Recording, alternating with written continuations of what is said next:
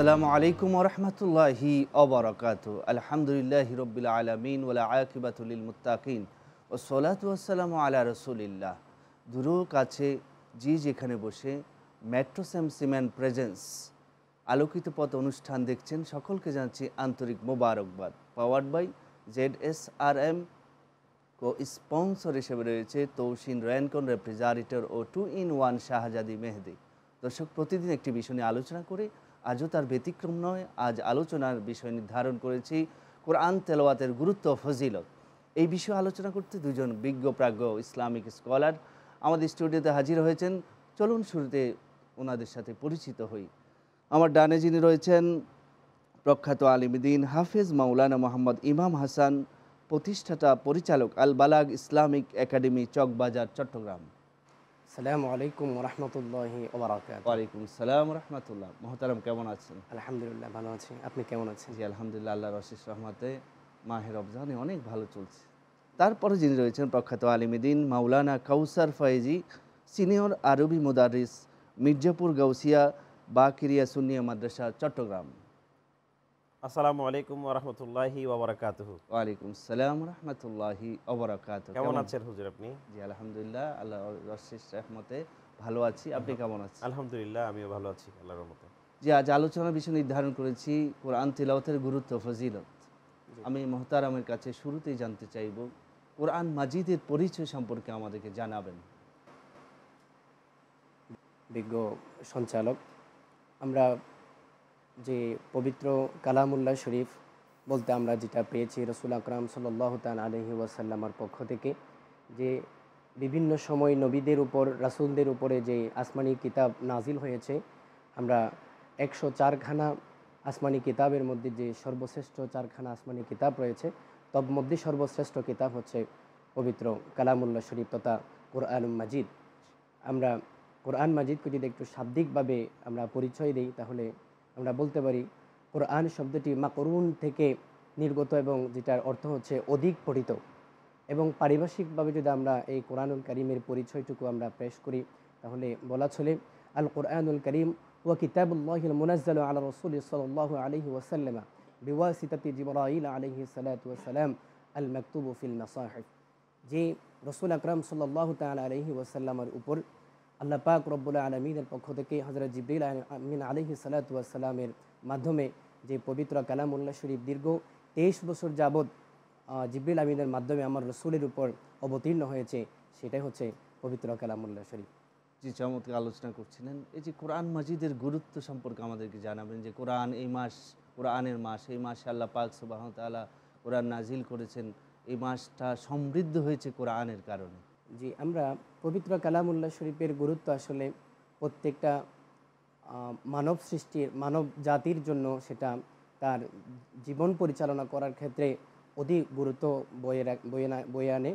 সেভাবে আমরা বলতে পারি পবিত্র কালামুল্লাহ শরীফ আল্লাহ পাক রব্বুল আলামিন ইরশাদ করেছেন, ইন্নামাল মুমিনুনা আল্লাযীনা ইযা যুকিরাল্লাহু ওয়াজিলাত কুলুবুহুম ওয়া ইযা তুলিয়াত আলাইহিম আয়াতুহু যাদাতহুম ঈমানা ওয়া আলা রাব্বিহিম ইয়াতাওয়াক্কালুন। কোরআনে পাক এটা এমন একটা কিতাব, যখন সেটা কোনো মুমিনের সম্মুখে তেলাওয়াত করা হয়, ওয়াজিলাত কুলুবুহুম, তখন সেটা তার হৃদয়কে স্পর্শ করে, হৃদয়ের মধ্যে কম্পন ধরিয়ে দেয়। ওয়া ইযা তুলিয়াত আলাইহিম আয়াতুহু, যখন সে আল্লাহর নির্দেশনাবলী কোরআনে পাকের মাধ্যমে তেলাওয়াত করা হয়, শোনানো হয়, যাদাতহুম ঈমানা, তখন ওই বান্দার ঈমান বৃদ্ধি পেয়ে যায়। ওয়া আলা রাব্বিহিম ইয়াতাওয়াক্কালুন। এবং এখানে রয়েছে কিভাবে আল্লাহ পাক রব্বুল আলামিনের উপরে তাওয়াক্কুল করতে আমাদেরকে শেখায়। এবং আমরা গুরুত্ব হিসেবে আরও বলতে পারি পবিত্র কালামুল্লাহ শরীফ সেটা মানুষের জন্য শিফা হিসেবে আমরা বিবেচনা করতে পারি। যেমন কোরআনে পাকের মধ্যে রয়েছে ওয়াশিফাউল লিমা ফিস সুদূর, সেটা মানুষের অন্তর্বেদীকে নিরাময় করে দেয়। চমৎকার আলোচনা করছিলেন। ইনশাআল্লাহ আবারও ফিরবো আপনার কাছে। যে মোহতারাম শেখ, আপনার কাছে জানতে চাই, কোরআন তেলাওয়াতের ফজিলত সম্পর্কে আমাদেরকে বলবেন। ধন্যবাদ। বিজ্ঞ উপস্থাপক অত্যন্ত গুরুত্বপূর্ণ একটি প্রশ্নের অবতারণা করেছেন আপনি। আসলে কোরআন তেলাওয়াত এটা হচ্ছে, আমরা দুনিয়াতে যতগুলো নওয়াফেল ইবাদত বন্দেগী আছে, তোর মধ্যে সবচাইতে আল্লাহর কাছে প্রিয় একটি আমল হচ্ছে বান্দাদের পক্ষ থেকে কোরআন তেলাওয়াত। আফদালুল ইবাদতে তেলাওয়াতুল কোরআন, অর্থাৎ নফল ইবাদতের মধ্যে সবচাইতে দামি ইবাদত হচ্ছে তেলাওয়াতুল কোরআন। এবং ইতিপূর্বে আমার পূর্ববর্তী আলোচক কিন্তু অত্যন্ত গুরুত্বপূর্ণ কিছু কথা বলেছেন কোরআনের ফজিলত সম্পর্কিত এবং কোরআনের পরিচয় সম্পর্কিত। আমরা এই কোরআন যদি তেলাওয়াত করি তাহলে আল্লাহ রসুল সাল্লাল্লাহু আলাইহি ওয়াসাল্লাম হাদিসে পাকের মধ্যে ইরশাদ করেছেন, মান করা হারফান মিন কিতাবিল্লাহ ফালাহু হাসানা। আল্লাহ নবী বলেছেন, যারা কোরআন থেকে তেলাওয়াত করবে তাদের জন্য একটি সওয়াব লেখা হবে, আর এই সওয়াবের পরিমাণ হচ্ছে ওয়াল হাসানাতু ফালাহু আশারু আমসালিহা, অর্থাৎ একটি সওয়াবের বিনিময়ে 10টি সওয়াব সে লাভ করবে। এবং আল্লাহ নবী সাল্লাল্লাহু আলাইহি ওয়াসাল্লাম বলছেন, আমি এরকম বলছি না যে আলিফ লাম মিম পুরোটা একটা শব্দ, বরঞ্চ আমি বলছি আলিফ একটা শব্দ, লাম একটা শব্দ, হরফ একটা শব্দ। অর্থাৎ আলিফ লাম মিম এই 3টা হরফ যদি কেউ উচ্চারণ করে তাহলে একটা হরফের মোকাবেলায় 10টা করে মোট 30টা নেকি সে পাবে। আল্লাহ রাসূল সাল্লাল্লাহু আলাইহি ওয়াসাল্লাম হাদিস থেকে আমরা সেটা জানতে পারি।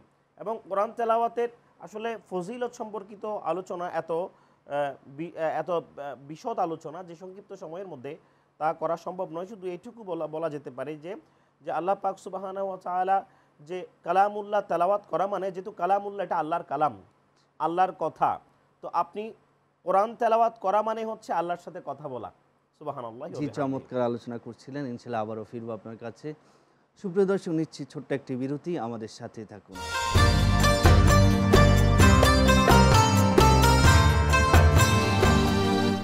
ফিরে এলাম বিরতির পর। আমাদের সাথে থাকার জন্য ধন্যবাদ। আপনারা দেখছিলেন মেট্রোস্যাম সিমেন্ট প্রেজেন্স আলোকিত পথ, powered by ZSRM। Co sponsor হিসেবে রয়েছে তৌসিন রয়ানকন রেফ্রিজারেটর ও 2-in-1 শাহজাদি মেহেদি। ফিরছি আলোচনায়। জি মোহতারাম শায়েখ, আপনার কাছে জানতে চাই যে কোরআনুল কারীমের আমরা পরিচয় জানলাম, তারপরে গুরুত্ব সম্পর্কে বলছিলেন। এই কোরআনের আর কি কি গুরুত্ব, এবং কোরআন যদি আমরা না পড়ি তার কি বিধান আছে আমাদেরকে জানাবেন। ধন্যবাদ। সম্মানিত আলোকিত পথের সঞ্চালক মহোদয়, খুব চমৎকার একখানা প্রশ্ন করেছেন আপনি। পবিত্র কালামুল্লাহ শরীফ, আমরা এটা এমন একটা কালামুল্লাহ শরীফ, যদি আমরা একটু তার তাৎপর্য বা গুরুত্বের সাথে আর একটু যদি আমরা সংযোজন করতে যাই, তাহলে বলতে হয় সেটা যেমন সর্বশ্রেষ্ঠ কিতাব, সেটা নাজিল হয়েছে সর্বশ্রেষ্ঠ নবীর উপরে, সেটা আবার নবী যাদেরকে এই কোরআন মাজিদের প্র্যাকটিক্যাল যাদেরকে নিয়ে করেছেন তারা হচ্ছেন সর্বশ্রেষ্ঠ উম্মত, কুনতুম খায়রা উম্মাতিন উখরিজাত লিন্নাস। এবং কোরআনে পাক এটা এমন একখানা কিতাব যেটা যিনি তেলাওয়াত করবেন, যিনি শিখবেন এবং যিনি শেখাবেন, দুজনই সর্বোত্তম। যেমন আমরা হাদিসে রসুলের মধ্যে পেয়ে থাকি, খায়রুকুম মান তাআল্লামাল কুরআনা ওয়া আল্লামা। তাহলে আমরা বুঝতে পারি যেই মানুষ, যেই ইনসান, যেই জাতি পবিত্র কালামুল্লাহ শরীফকে ধারণ করবে, আল্লাহর এই জমিনে এবং পরকালে, কবরে এবং হাসরে, উভয় জগতে এই কোরআনে পাক তাকে সম্মানিত করবে। কারণ কোরআনে পাক নিজে শ্রেষ্ঠ, যে কোরআনে পাকের সাথে সম্পর্ক রাখবে তাকেও শ্রেষ্ঠ করে দেয়। এবং কবরে যখন আমাদেরকে দেওয়া হবে, রাসূল পাক সাল্লাল্লাহু তাআলা আলাইহি ওয়াসাল্লাম ইরশাদ করেছেন, যেই ব্যক্তি দুনিয়ার মধ্যে কোরআনের সাথে সম্পর্ক রেখেছে, কোরআন তার জন্য কবরের মধ্যে তার নাজাতের উসিলা হবে, কিয়ামতের ময়দানে তাকে সুপারিশ করবে কোরআনে পাকের মাধ্যমে। চমৎকার বলছিলেন। মাহে রমাদান চলছে, কোরআনের সাথে রোজার একটা সম্পর্ক আছে। আল্লাহ রসুল বলছে, সিয়াম ওয়াল কোরআনে ইশফাআনে আও ইউশাফিআন, যে বান্দাকে কোরআন এবং রোজা সুপারিশ করবে। এই সম্পর্কে বলবেন আমাদের। চমৎকার বলেছেন। পবিত্র কালামুল্লাহ শরীফ আস-সিয়াম ওয়াল কোরআন ইশফাআন ইয়াউমাল কিয়ামা, কোরআনে পাক এবং সিয়াম এই দুটোর সাথে গভীর একটা সম্পর্ক রয়েছে। আমরা জানি আল্লাহ পাক রব্বুল আলামিন নিজে নির্ধারণ করে দিয়েছেন মাস কয়টি হবে, যেমন সেটা আমরা পবিত্র কালামুল্লাহ শরীফ থেকে আমরা পেয়ে থাকি, ইন্না ইদ্দাতাশ শুহুরি ইনদাল্লাহি 12 শাহরান। এখান থেকে আমরা এই বিষয়টা পরিষ্কার হয়েছে যে পবিত্র কালামুল্লাহ শরীফ থেকে আমাদের জন্য মাস নির্ধারিত হয়েছে 12টি। তব মধ্যে এই পবিত্র রমাদানুল মোবারক নামক যে মাস আমরা বর্তমানে উপভোগ করে যাচ্ছি, এটা হচ্ছে বাকি 11 মাস থেকে সবথেকে বেশি গুরুত্বপূর্ণ এবং বরকতমণ্ডিত মাস। তো এই মাসের সাথে পবিত্র কালামুল্লাহ শরীফের সাথে কি সম্পর্ক রয়েছে সেটাও আমরা কালামুল্লাহ শরীফের আয়াত থেকে আমরা খুঁজে পাবো ইনশাআল্লাহ। আল্লাহ পাক রব্বুল আলামিন ইরশাদ করছেন, শাহরু রমাদান আল্লাযী উনজিলা ফীহিল কুরআন হুদাল লিন-নাসি ওয়া বায়্যিনাতিন মিনাল হুদা। আমি শাহরু রমাদান আল্লাযী উনজিলা ফীহিল কুরআন, এই রমাদান মাসের মধ্যে আমি পবিত্র কালামুল্লাহ শরীফ অবতীর্ণ করেছি এই জন্য, হুদাল লিন-নাসি, যাতে এটা মানুষকে হেদায়েত দান করে, ওয়া বায়্যিনাতিন মিনাল হুদা ওয়াল ফুরকান, এটা সত্য মিথ্যার মধ্যে পার্থক্য করে দিবে। ওয়াহাল্লা হালালাহু ওয়াহাররামা হারামাহু, আমরা পবিত্র কালামুল্লাহ শরীফের মাধ্যমে হালালকে হালাল হিসেবে জানবো, হারামকে হারাম হিসেবে জানবো। এবং পবিত্র কালামুল্লাহ শরীফ আমাদেরকে যেভাবে তাকওয়ার শিক্ষা দেয়, ঠিক একইভাবে আমাদেরকে পবিত্র এই রমাদানুল মোবারক এটাও আমাদেরকে তাকওয়ারই শিক্ষা দেয়। যেমন আল্লাহ পাক রব্বুল আলামিন পবিত্র কালামুল্লাহ শরীফের মধ্যে ইরশাদ করেছেন, ইয়া আইয়ুহাল্লাযীনা আমানু কুতিবা আলাইকুমুস সিয়ামু কামা কুতিবা আলাল্লাযীনা মিন ক্বাবলিকুম লাআল্লাকুম তাত্তাকুন, যে আমাদের জন্য রোজাকে ফরজ করা হয়েছে, যেভাবে পূর্ববর্তীদের জন্য রোজাকে ফরজ করা হয়েছে। কিন্তু কেন আমাদের জন্য রোজা ফরজ করেছে? আল্লাহ পাক এই আয়াতের শেষাংশে বলে দিয়েছেন, লাআল্লাকুম তাত্তাকুন, রোজা এমনিতেই দেওয়া হয়নি, আমরা যেন রোজা সিয়াম সাধনার মাধ্যমে যেন তাকওয়া পরহেজগারিতা অবলম্বন করতে পারি। তাহলে আমরা বলতে পারি পবিত্র কালামুল্লাহ শরীফ এবং এই রমাদানের সাথে একটা যথেষ্ট যোগসূত্র রয়েছে, এবং কোরআন, পবিত্র রমাদানুল মোবারক হচ্ছে কোরআন নাজিলের মাস। চমৎকার আলোচনা করছেন, ইনশাল্লাহ আবারও ফিরব। যে মোহতারম শেখ, আপনার কাছে জানতে চাই যে এই কোরআনুল কারীম যারা হিফজ করে, হাফিজে কোরআনের ফজিলত সম্পর্কে বলবেন। ধন্যবাদ বিজ্ঞ উপস্থাপক, অত্যন্ত সুন্দর একটি প্রশ্নের অবতারণা করার জন্য। আসলে কোরআনের হাফেজ যারা আছে তারা কোরআনের হাফেজদের ফজিলতের ব্যাপারে বলতে গেলে শেষ হবার নয়। তবে আল্লাহ পাক সুবহানাহু ওয়া তাআলা এই কোরআনের হাফেজদের উপরে আলাদা একটা রহমত তাদেরকে দান করেছেন। আল্লাহ পাক সুবহানাহু ওয়া তাআলা কোরআনের মধ্যে ইরশাদ করেছেন, ইন্না নাহনু নাযালনা যিকরা ওয়া ইন্না লাহু লাহাফিজুন, যে আমি আল্লাহ পাক সুবহানাহু ওয়া তাআলা বলছেন আমি কোরআন অবতীর্ণ করেছি, আবার আমি এই কোরআনকে সংরক্ষণ করব। তো এই কোরআনকে সংরক্ষণ করার জন্য আল্লাহ পাক সুবহানাহু ওয়া তাআলা কিছু বিশেষ মানুষকে সিলেক্ট করেছেন, কিছু বিশেষ মানুষকে ফিক্সড করেছেন, যাদের মাধ্যমে আল্লাহ তাআলা খেদমত আঞ্জাম দেন। তারা হচ্ছে হাফেজে কেরাম, যে তাদের সিনার মধ্যে আল্লাহ পাক সুবহানাহু ওয়া তাআলা কোরআনকে ঢুকিয়ে দিয়ে তাদের সিনার মধ্যে কোরআনকে হেফাজতে রেখে, আজ থেকে 1400 বছর আগে কোরআন যেরকম ছিল, প্রত্যেকটা হরফ, হরকত, সাকিন, নুক্তা, জবর, জের, পেশ থেকে শুরু করে সমস্ত কিছু আজ থেকে 1500 বছর আগে যেরকম ছিল, 1500 বছর পরেও কিন্তু অবিকল আছে, কোনো চেঞ্জেস, কোনো পরিবর্তন কোরআনের মধ্যে আসেনি। আমি অ্যাড করতে চাই, আসলে জের, জবর, হরকতগুলো আমাদের পরবর্তী হাজ্জাজ বিন ইউসুফের আমলে হয়েছে, অর্থাৎ মূল নুসখা যে কোরআন, সেটা রাসূলুল্লাহ সাল্লাল্লাহু আলাইহি সাল্লামের জামানা থেকে এসেছে, ওটা হাফেজে কোরআনের অন্তরে গেঁথে আছে। যেটা আমরা দেখি এক যুদ্ধের মধ্যে অনেক হাফেজে কোরআন শহীদ হয়েছে, তখন চিন্তিত হয়ে গেলেন হযরত আবু বকর, ওমর, ওসমান, ওনারা। পরবর্তী হযরত ওসমান রাদিয়াল্লাহু তাআলা যেটাকে সংকলন করে বর্তমান পাণ্ডুলিপি আমাদের কাছে আছে, এইজন্য ওসমান রাদিয়াল্লাহুকে বলা হয় জামিউল কোরআন, কোরআন সংকলনকারী। আল্লাহ নবী সাল্লাল্লাহু আলাইহি ওয়াসাল্লাম একদা সাহাবায়ে কেরামদের সাথে বসে আছেন, তিনি বলছেন যে ইন্না লিল্লাহি আহলিনা মিনান নাস, নিশ্চয়ই পৃথিবীর মধ্যে এমন কিছু শ্রেণীর লোক আছে যারা আল্লাহর পরিবারের মধ্যে অন্তর্ভুক্ত। তো সাহাবায়ে কেরামরা খুব ইন্টারেস্টিং হয়ে জিজ্ঞেস করলো, ইয়া রাসূলুল্লাহ মানহুম, তারা কারা? কারণ আমরা জানি যে আল্লাহর কোনো মা বাবা নেই, আল্লাহর কোনো সন্তান সন্ততি নেই, লাম ইয়ালিদ ওয়া লাম ইউলাদ। তাহলে যেখানে আল্লাহর কোনো মা বাবা নেই, সন্তান সন্ততি নেই, সেখানে আল্লাহর পরিবার কারা, যে এই সম্পর্কে ইনশাআল্লাহ আমরা ছোট্ট একটি বিরতির পর আপনার কাছ থেকে শুনবো। সুপ্রিয় দর্শক, আপনারা দেখছিলেন মেট্রোস্যাম সিমেন্ট প্রেজেন্স আলোকিত পথ, powered by ZSRM। Co sponsor হিসেবে রয়েছে তৌসিন রেনকন রেফ্রিজারেটর ও 2-in-1 শাহজাদি মেহেদি। নিচ্ছি ছোট্ট একটি বিরতি, আমাদের সাথেই থাকুন।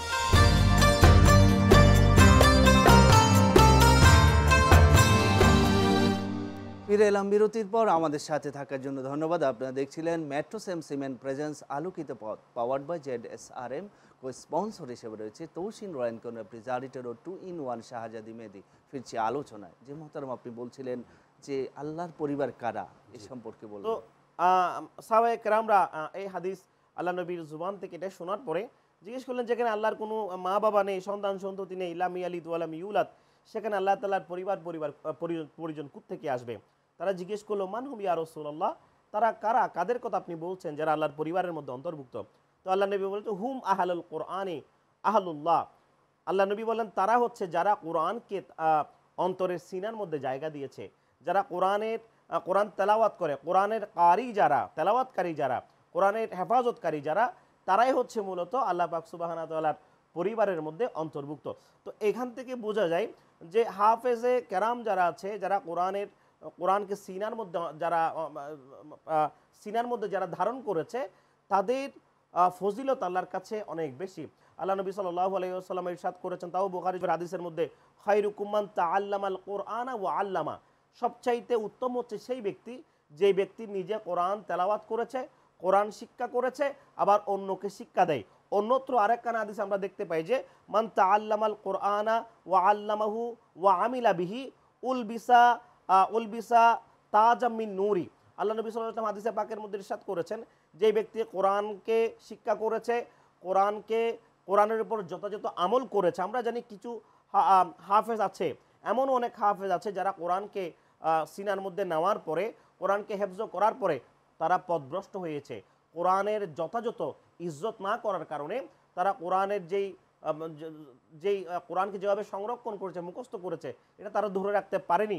এই জন্য কোরআনকে ধরে রাখার জন্য কিন্তু আপনাকে আমল করতে হবে, কোরআনের যত্ন নিতে হবে। আপনার যে কোরআনের, এটা অনেক বড় একটা নিয়ামত, এই নিয়ামতের যথাযথ পরিচর্যা করতে হবে।